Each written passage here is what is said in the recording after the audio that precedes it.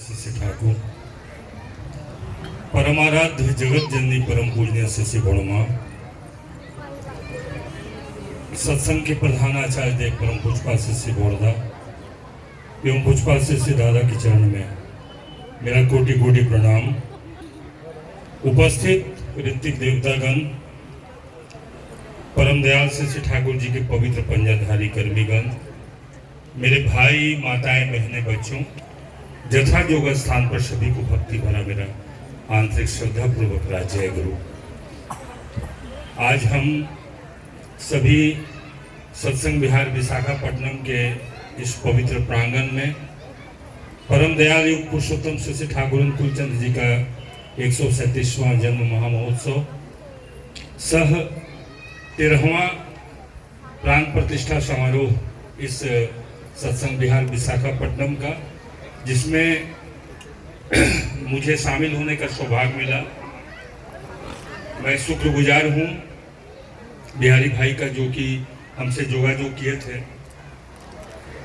बहुत भाग होता है दादा माँ कि हम सत्संग में आते हैं।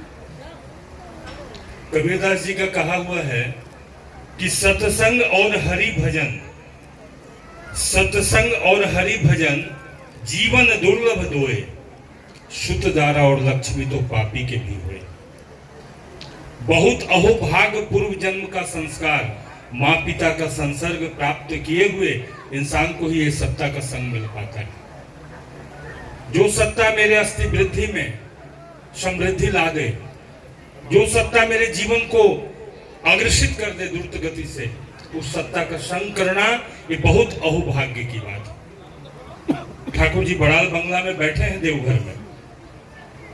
बहुत विशिष्ट गुणी ज्ञानी सज्जन, बैरिस्टर, कलेक्टर सब कोई आया है ठाकुर के पास। आलोचना चल रही है, इष्ट प्रसंग हो रहा है, बहुतों की दीक्षा हुई, लेकिन बहुत ऐसे व्यक्ति भी हैं जिनकी दीक्षा नहीं हो पाई।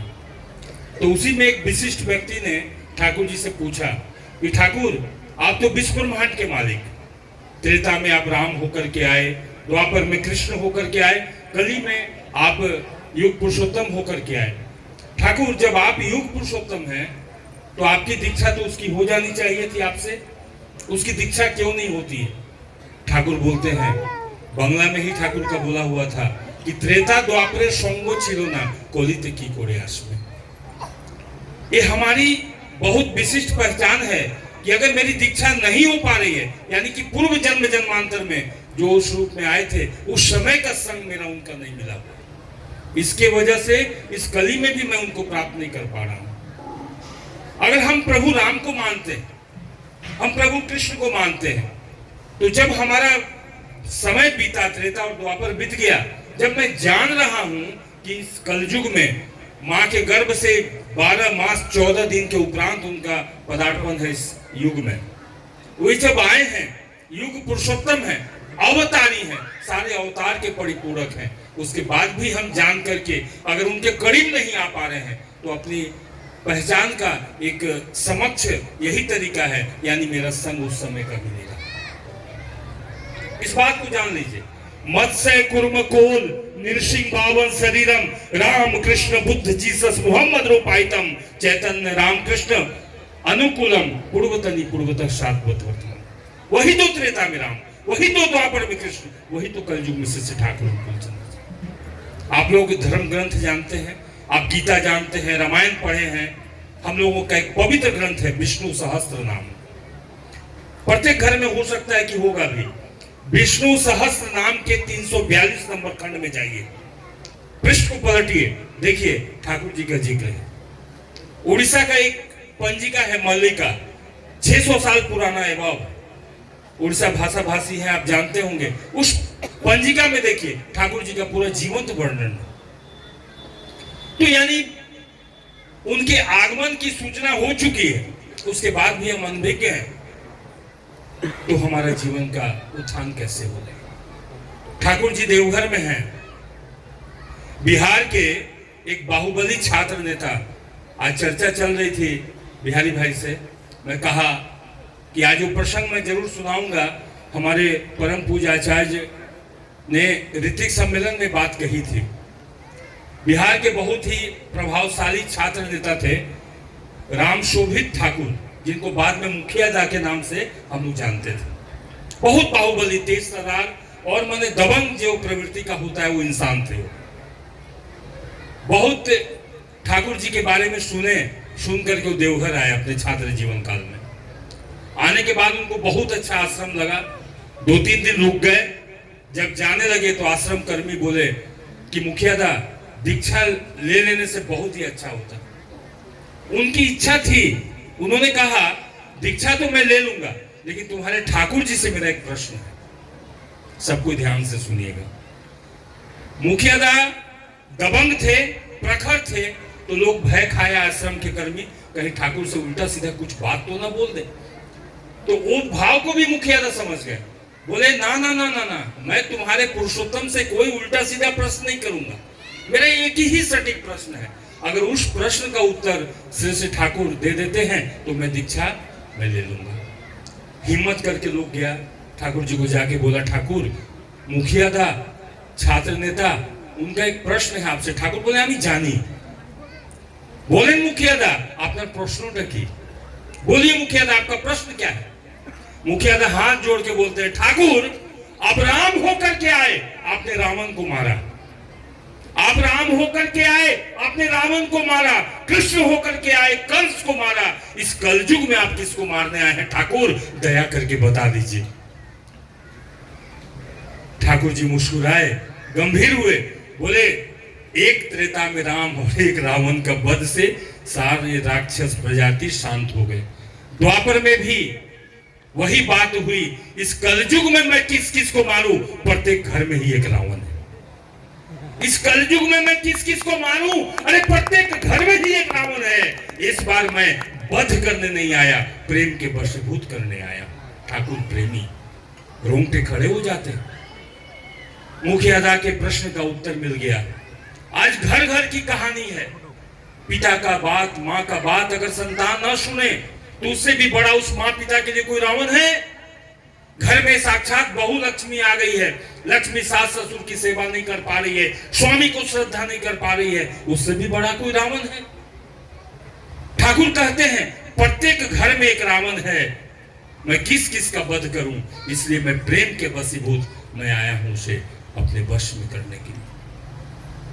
कहा जाता है जो जाके शरण ले सो राखे ताको लाज, उलट जले मछली चले बही जाए गजराज।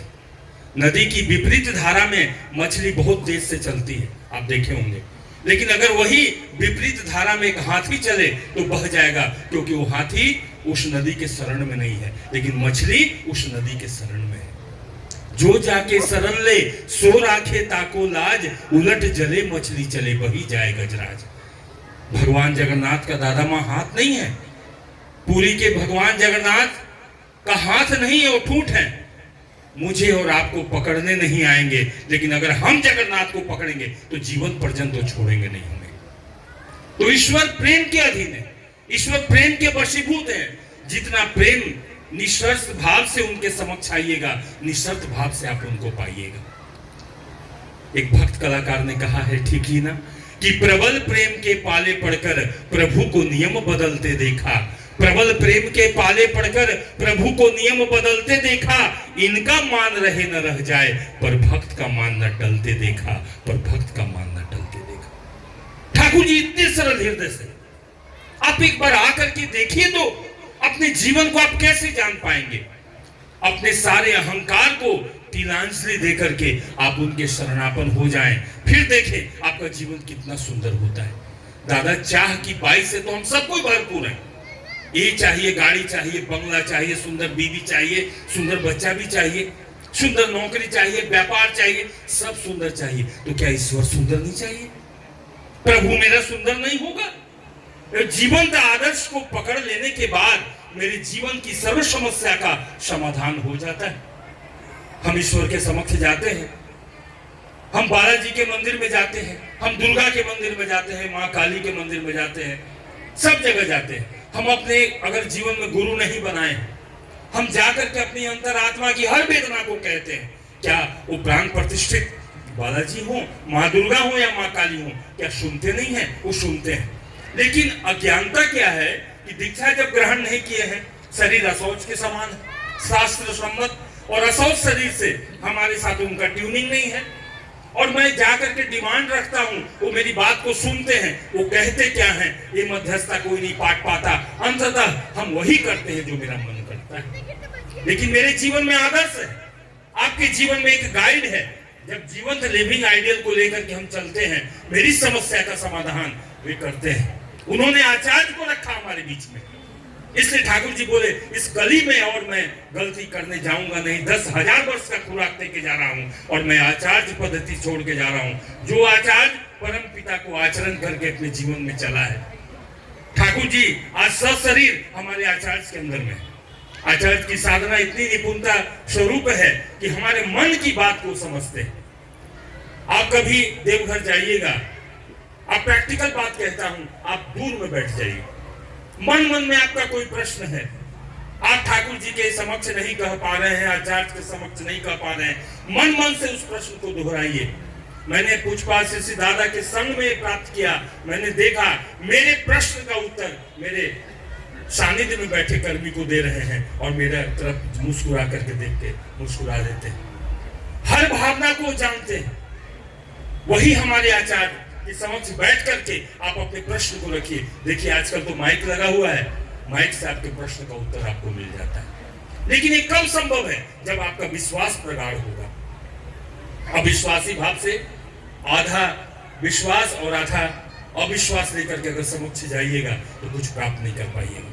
खाली जाइए, खाली जाइए, भर के ले आइए, जाइए तो सही।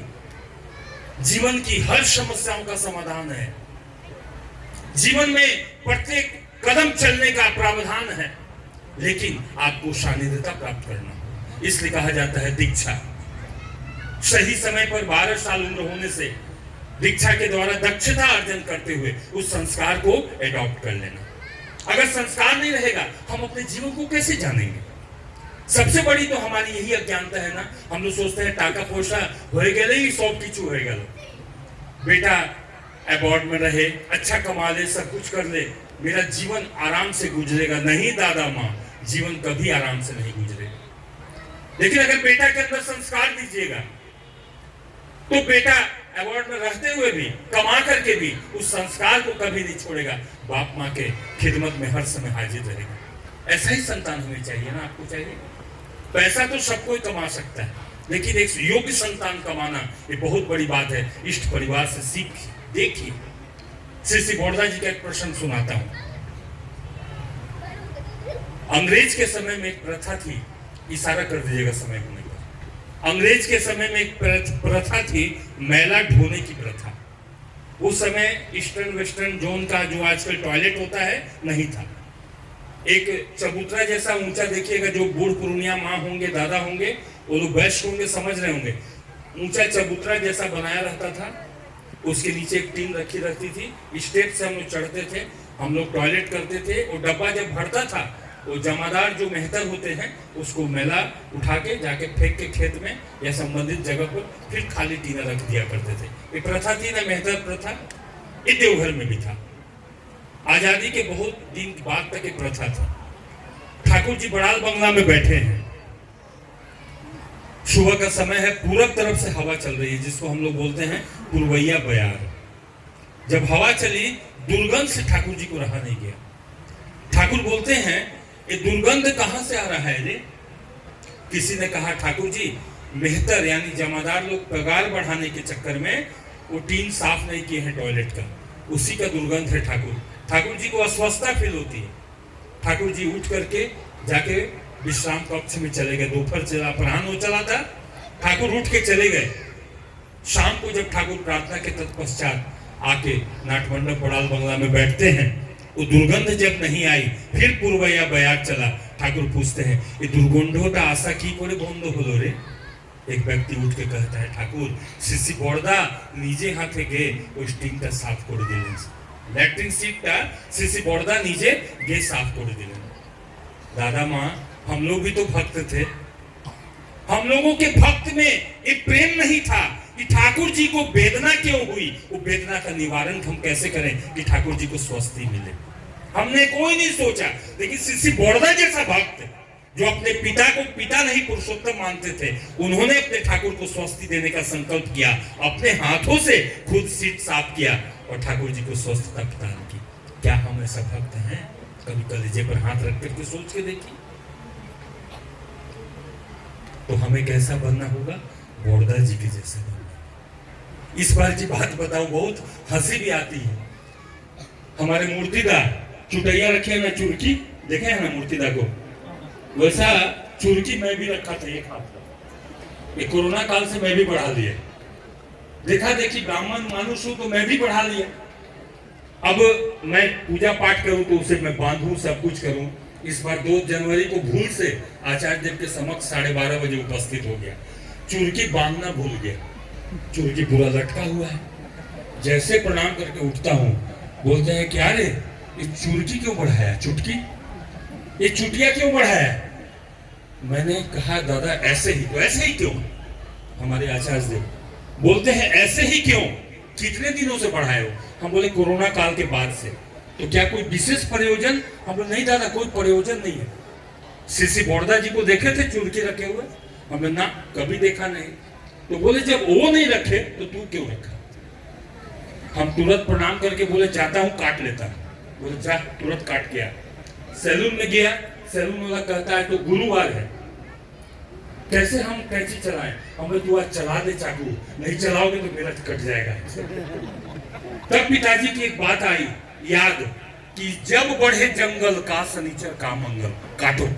उसने काट दिया। मैं स्नान करके संध्या 7:30 बजे के बाद में पहुंच गया। बोले चुरकी काटा? हम पीछे घुमा के बोले हाँ काट लिया। बोलते हैं मुझे डर हो गया कि कहीं तू रितेश पांडे न बन जा।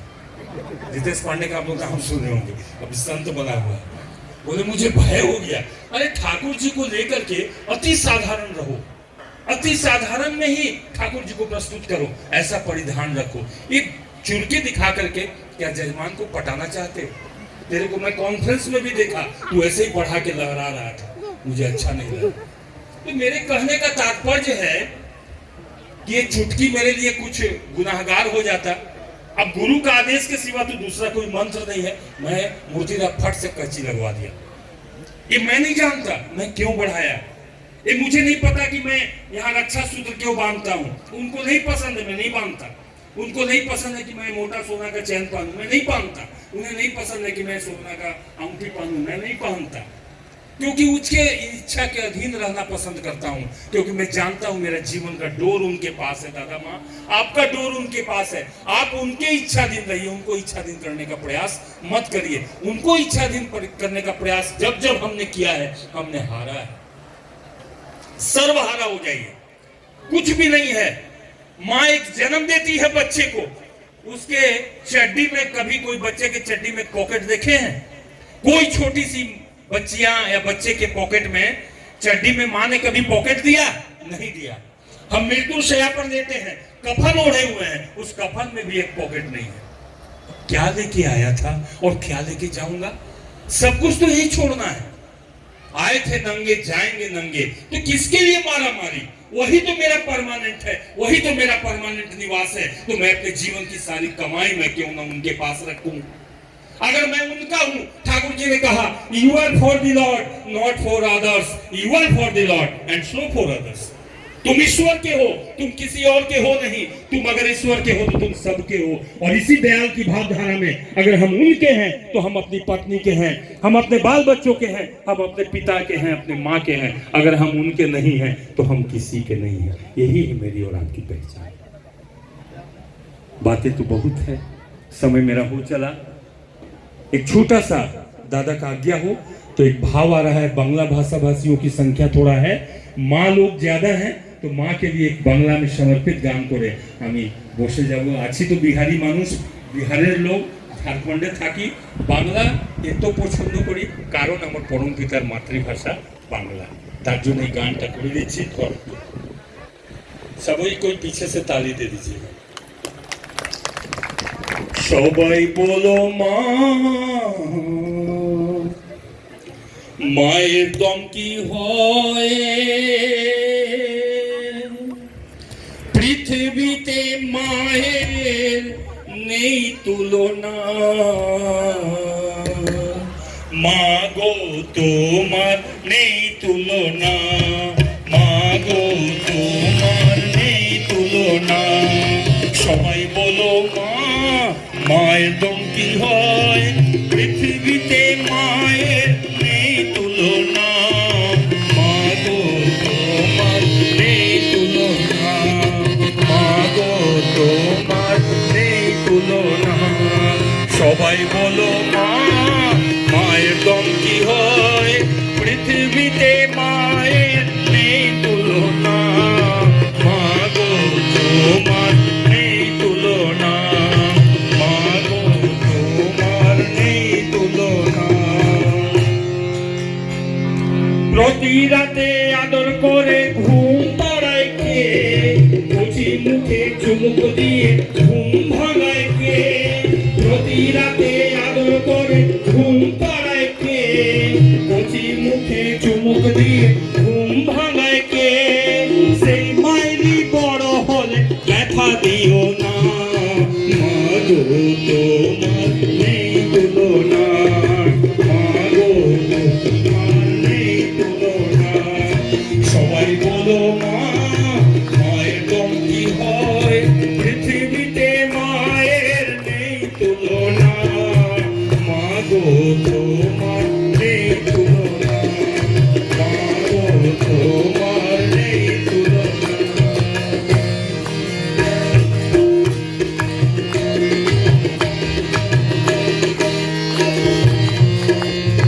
রুগ্ন শিশুর পাশে বসে প্রহর গুণে কে, ভালো মন্দ কিছু হলে আগে জানে কে, রুগ্ন শিশুর পাশে বসে প্রহর গুণে কে, ভালো মন্দ কিছু হলে আগে জানে কে।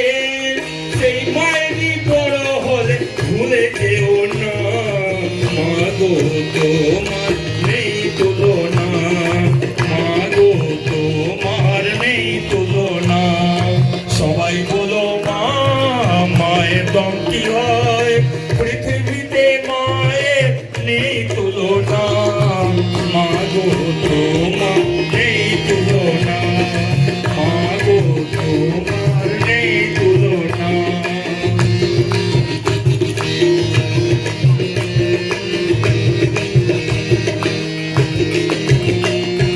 ছেলের সুখে নিজে দুঃখ ভুলে থাকে কে, ছায়া দিয়ে মায়া দিয়ে কাছে রাখে কে, ছেলের সুখে নিজে দুঃখ ভুলে থাকে কে, ছায়া দিয়ে মায়া দিয়ে কাছে রাখে কে।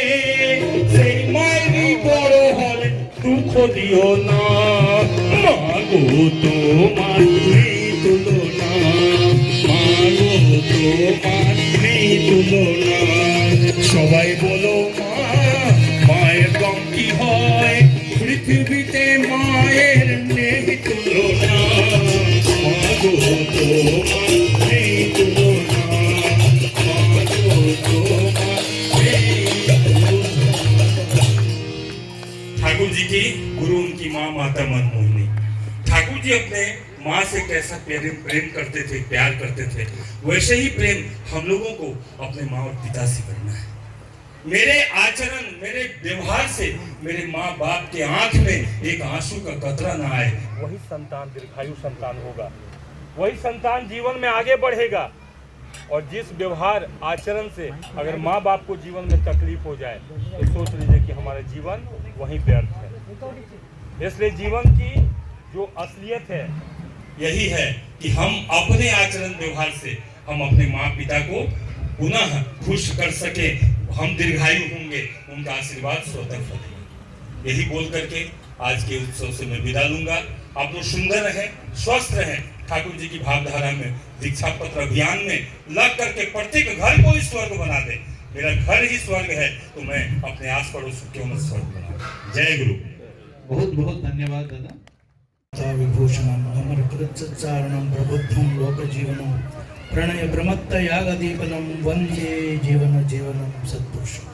परम दयाल श्री ठाकुर, परम आराध्या जगत जननी श्री श्री वर्मा పరం పూజ్యపాద శ్రీ శ్రీ బడగా పరం పూజ్యపాద శ్రీ శ్రీ ఆచార్య దేవుడి వారి శ్రీ చరణములకు నా కోటి కోటి ప్రణామం. ఉపస్థితులైన ఋత్విక్ దేవతలకు, కర్మి బృందానికి, తల్లులకి, అందరికీ నా హృదయపూర్వక జైలు. ఈరోజు ఈ శుభస్మయాన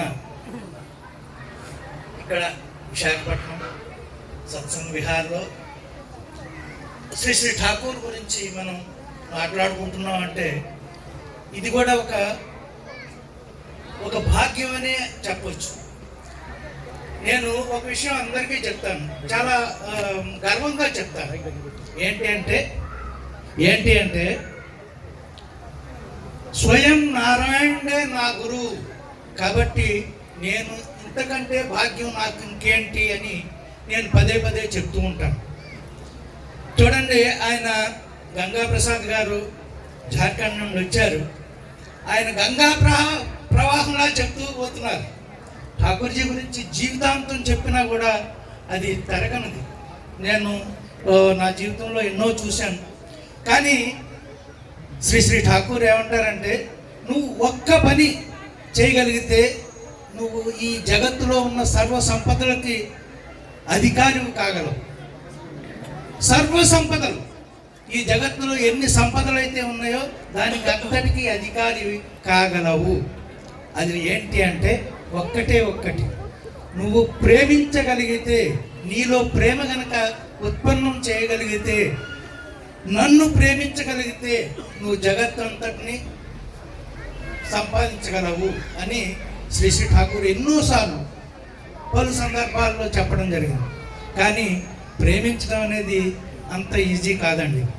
శ్రీ శ్రీ ఠాకూర్ ప్రేమ ఎలా ఉంటుంది అంటే, ఠాకూర్జీ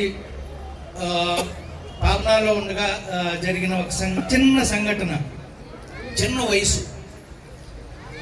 ఆయన స్వయం నారాయణని నేను చెప్పడం కూడా జరిగింది. ఆయన చిన్న వయసులో జరిగిన ఒక సంఘటన చెప్పి ఆ తర్వాత ఇంకొక 2 సంఘటనలే చెప్తాను. ఆయన పావనా ఇన్స్టిట్యూట్లో చదువుతున్నప్పుడు ఆయన వయసు 12-13 సంవత్సరాలు ఉంటాయి, అంతకంటే ఎక్కువ ఉండవు. వర్షాకాలం అండి. బంగ్లాదేశ్లో ఎప్పుడు వర్షాలు, తుఫాన్లు ఇవన్నీ వస్తూ ఉంటాయి. ఆ టైంలో పొద్దున్న నుండి నల్లగా మబ్బు ఉంది, గాలి నెమ్మదిగా వీస్తూ ఉంది. స్కూలు మామూలుగానే ఆ రోజు సెలవు లేదు, స్కూల్కి వెళ్ళారు. ఈ వాగులు, వంకలు అన్నీ చాలా స్పీడ్గా ప్రవహిస్తూ ఉన్నాయి. అక్కడ ఒక పెద్ద వాగు ఉండేదండి. ఆ వాగు దాన్ని బైపాస్ చేసుకుని ఇంకో వాగు ద్వారా ఎప్పుడు వెళ్తూ ఉండేవారు వర్షాకాలం అంతా. కానీ ఆ రోజు ఆ వాగు కూడా చాలా స్పీడ్గా ప్రవహించడం చూశారు. స్కూల్కి అయితే వెళ్ళిపోయారు.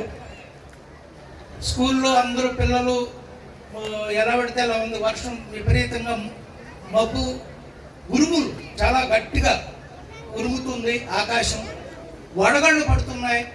వర్షం ఎలా పడితే అలా ఉంది. ఎవరు బయటికి వెళ్ళలేని పరిస్థితి. కానీ శ్రీ శ్రీ ఠాకూర్ 12-13 సంవత్సరాల వయసు. ఆయన ఏదో ఒక ఆందోళనలో ఏదో పోగొట్టుకున్నట్టు, ఆ పోగొట్టుకుని దాన్ని వెతకడానికి వెళ్ళడం అనే ఒక భావంతో, ఆయన వెళ్ళిపోవాలి అక్కడి నుండి అనే ఒక భావంతో ఆయన లాహిడి గారు, ఆయన ఉపాధ్యాయుడు అనమాట, ఆ స్కూల్ ప్రిన్సిపాల్, ఆయన దగ్గరికి వెళ్ళి, సార్ నేను బయటకు వెళ్ళాలి, నాకు కొంచెం పర్మిషన్ ఇవ్వండి అని అడుగుతారు. అరే బయట చూడు, వాతావరణం, మబ్బులు, వడగళ్ళు పడుతున్నాయి, ఇంత పెద్ద గాలి కూడా దగ్గర 60-80 కిలోమీటర్ల గాలి స్పీడ్లో వీస్తూ ఉంది. ఇటువంటి వాతావరణంలో నువ్వు ఎలా వెళ్తావు? నువ్వు వెళ్తే నువ్వు చిన్నపిల్లవాడు, పద్ధతి కాదు, మంచిది కాదు, నువ్వు ఇక్కడే ఉండంటే ఆయన బ్రతిములు ఆడుకుని ఆయన వెళ్ళడానికి రెడీ అయ్యారు. అప్పుడు లాహిడి గారు ఏమనుకున్నారంటే పాపం ఇతనికి కడుపులో ఏదో గడిబిడిగా ఉంటుంటుంది, 1-2 వెళ్ళాలి కాబట్టి మనం ఏం చెప్పలేం, సర్లే అని పర్మిషన్ ఇస్తారు. ఠాకూర్జీ వెంటనే పుస్తకాలు పట్టుకుని బయటికి పరుగున వెళ్తూ ఉంటారు. ఏ డైరెక్షన్లో అంటే, ఏ వాగైతే మహా విపరీతమైన స్పీడ్లో మీరు హరిద్వార్లో గంగా నది ఎలా ప్రవహిస్తుందో అంత స్పీడ్లో ప్రవహిస్తూ ఉంటుంది. అప్పుడు ఆయన అక్కడికి వెళ్ళి చూసేప్పటికి అక్కడ ఒక ముసలాయన, ఒక ముస్లిం ఓల్డ్ మ్యాన్, పాపం అస్థిపంజరం లాంటి ఒక శరీరం, ఆ ప్రవాహ ధాటికి తట్టుకోలేక వాగు దాటలేక పడిపోతే ఆయన ప్రవాహంలో వెళ్ళిపోతూ ఉంటాడు. వెళ్ళిపోతూ అతను అల్లా నన్ను రక్షించండి, అల్లా నన్ను రక్షించండి అని ఆయన ఉర్దూలో అరుస్తూ ఉంటాడు. ఠాకూర్జీ అదే సమయానికి అక్కడికి చేరుకుని ఆ ముసలాయన్ని పట్టుకుని బయటికి లాక్కొచ్చి, చూడండి ఇది నేను ఎందుకు చెప్తున్నాను అంటే, ప్రవాహంలో నుండి ఒక మనిషిని తీసుకురావాలంటే మహా బలశాలులే అంత ఈజీ కాదు. కాబట్టి మనం ఆలోచించాలి. ఠాకూర్జీ ఆ చిన్న వయసులోనే అంత పరాక్రమమైన ఒక పనిని చేయగలిగారు అంటే ఆయన ఎవరో మనం ఊహించుకోవచ్చు. ఆ మనిషిని ఆ వాగులో నుండి, ఆ ప్రవాహంలో నుండి పట్టుకుని తీసుకుని వచ్చి భుజం మీద వేసుకుని మోసుకుని ఒక దగ్గరలో ఉన్న ఒక గుడిసె దగ్గరికి తీసుకెళ్ళి ఆయన పడుకోబెట్టి, అక్కడ పక్కన పుల్లలు ఉంటే, కర్ముక్కలు ఉంటే దాన్ని వెలిగించి ఆ మనిషికి ఆ చలి నుండి దూరం చేసి అతను అన్ని బాగైన తర్వాత ఆయన అక్కడ నుండి బయలుదేరి వస్తారు. అంటే చూడండి, యువర్ అంటే sound of your call must reach me, అంటే మన యొక్క సౌండ్, పిలిచే సౌండ్ ఏదైతే ఉందో ఆయన దగ్గరికి చేరితే ఆటోమేటిక్ ఆయన మనం రక్షించడానికి వస్తారనేది ఇది వాస్తవం. కాబట్టి మనం ఆయన్ని ఎలా పిలవగలం అంటే ఆయన ఇచ్చిన నామంతో మనం పిలవాలి, వేరే దారి లేదు. సుబ్బారావు అనే పిలుస్తారు, వెంకట్రావు అని పిలవరు. కాబట్టి ఠాకూర్జీ నా పేరు ఇది అని ఆయన నామం ఇచ్చినప్పుడు ఆ నామంతో ఆయన్ని పిలిస్తే ఎటువంటి పరిస్థితిలో ఉన్నా కూడా మనం రక్షింపబడతాం, మనం రక్షిస్తాం. ఇది గ్యారంటీ నేను ఇవ్వగలను. ఇంకొక చిన్న ఇన్సిడెంట్ ఏంటంటే,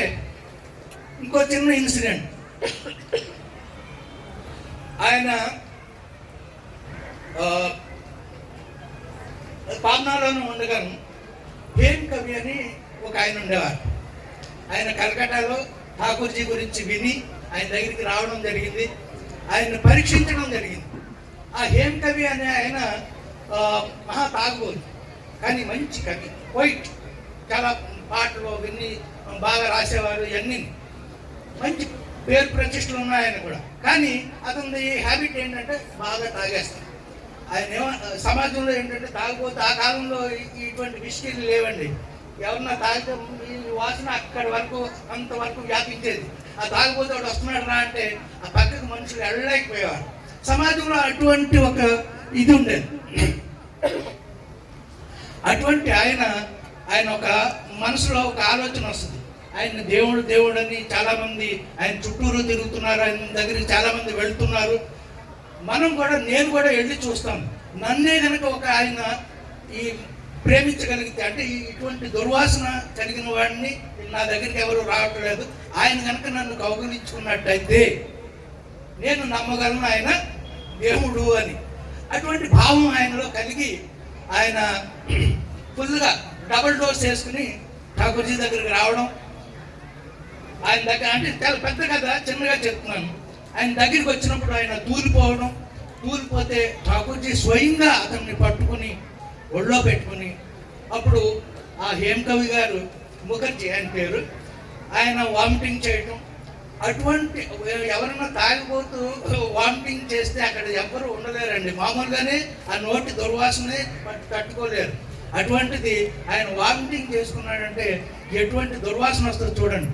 అటువంటి దుర్వాసనలో కూడా ఠాకూర్జీ అతన్ని పట్టుకుని నిమిరి అంటే ఇలాగా నిమరడం అంటే ఇది, అంత ప్రేమతో ఆయన్ని, ఆ ప్రేమ యొక్క స్పర్శతోటే హేమ్ కవి ఆయన వైపు తిరిగిపోయాడు. అంటే చెప్తున్నా, ఇలాగా ఎంతో మంది ఠాకూర్జీ యొక్క సాన్నిధ్యంలో వచ్చిన వాళ్ళందరూ ఆ ప్రేమకు లోనైపోయి ఆయన దగ్గర ఉండిపోయారు. అంటే నేనేం చెప్తున్నానంటే, ఇటువంటి ఇంత ప్రేమ గల మనసు మనకి ఎప్పుడు వస్తుందంటే, ప్రేమించే ఒక వ్యక్తి మన యొక్క ఆదర్శుడైతేనే మనం ఈ విధంగా ప్రేమించగలం. కాబట్టి ఆదర్శ ప్రేమికుడు ఎవరైతే ఉన్నాడో ఆయన్నే మనం ఆశ్రయించి ప్రేమించడం ఎలా అనేది నేర్చుకుంటే కనుక ఈ జగత్తులో ఉన్న సర్వ సంపదలు మన ముందు కూర్చుంటాయి. ఇది నేను చెప్పగలను, ఎందుకంటే ఠాకూర్జీ పదే పదే చెప్పారు, నువ్వు నన్ను ప్రేమించడం నేర్చుకో, సర్వ జగత్తు నీ ముందు వంగి నిలబడుతుంది అని. కాబట్టి మనకి ఉన్న సమయాన్ని సద్వినియోగం చేసుకుంటూ సమయం లేదు కాబట్టి నేను అందరూ సుఖ సంతోషాలతో ఉండాలని, ఇలాగే సత్సంగ విహార్ విశాఖపట్నం ప్రతి సంవత్సరం ఈ వేడుకలను ఇంకా ఆనందంతో ఉత్సాహంతో చేసుకోవాలని, నాకు ఈ కొంచెం ఇది ఇచ్చే కాబట్టి ఛాన్స్ 4 మాటలు మాట్లాడటానికి నేను మరొకసారి ధన్యవాదాలు తెలుపుకుంటూ సెలవు తీసుకుంటున్నాను. జై గురు. उपस्थित रीति देवताएं, कर्मी वृंदो, मातृमंडली, दादा लोग सभी का मेरा हार्दिक जय गुरु। समय अतीत हो रहा है, फिर भी हम लोग को 4-5 मिनट बात करने की जरूरत है। जैसे हम लोग अभी देख रहे हैं, हमारा मुख्य वक्ता के रूप में झारखंड से आया हुआ है श्री गंगा प्रसाद सिंह दादा ने। गंगा प्रसाद जैसे प्रवाह, गंगा का प्रवाह होता है, उनका वाक जो है जैसे वैसे प्रवाह जैसे चला है, भक्तों को मंत्रमुग्ध किया हुआ है। दादा इतना देर से आके भक्तों के मंत्रमुग्ध दादा बहुत बहुत धन्यवाद है। आपने इतना तो हम लोगों को ठाकुर जी के बारे में बताया हुआ है। वैसे कभी भी हमारा यहाँ कुछ उत्सव होता है, उत्सव होने से एक आदमी यहाँ से खड़ा हो जाता है, वो है श्री चंद्रशेखर राव दा। राजमंड्री से 3 दिन के पहले आया हुआ है। 3 दिन से आके दादा ने यहाँ गांव में जाके सभी को जो निमंत्रण दिया हुआ है, दादा को मैं धन्यवाद अर्पित करता हूँ सत्संग विहार विशाखापट्टनम के तरफ से। वैसे ही इच्छापुरम से, श्रीकाकुलम से, अन्य जगहों से जहाँ जहाँ से बहुत लोग आया हुआ है, वैसे विशाखापट्टनम के अंदर से बहुत दूर दूर से माँ लोग, बच्चा लोग, दादा लोग सुबह से कल 4-5 दिन से सभी लगे हुए हैं उत्सव का कैसा अच्छे से बनाए, उत्सव से कैसे ज्यादा सा सुंदर बनाए करके लोग आया हुआ है। सभी को सत्संग विहार विशाखापट्टनम की तरफ से धन्यवाद अर्पित करता हूँ। वैसे ही हमारा अध्यक्ष, सभाध्यक्ष जी श्री संजय सामंत दा, तो उनको हम बताया हुआ है, दादा कुछ जरूरत पड़ते तो हर समय उन्होंने हमको सहयोग दिया हुआ है। सभा मुख से सभी को उनको मैं धन्यवाद, सभी की तरफ से धन्यवाद अर्पित करता हूँ। और एक दफा मैं सभी की तरफ से गंगा प्रसाद दादा, मुख्य वक्ता दादा आया हुआ है, सभी की तरफ से उनका धन्यवाद अर्पित करता हूँ।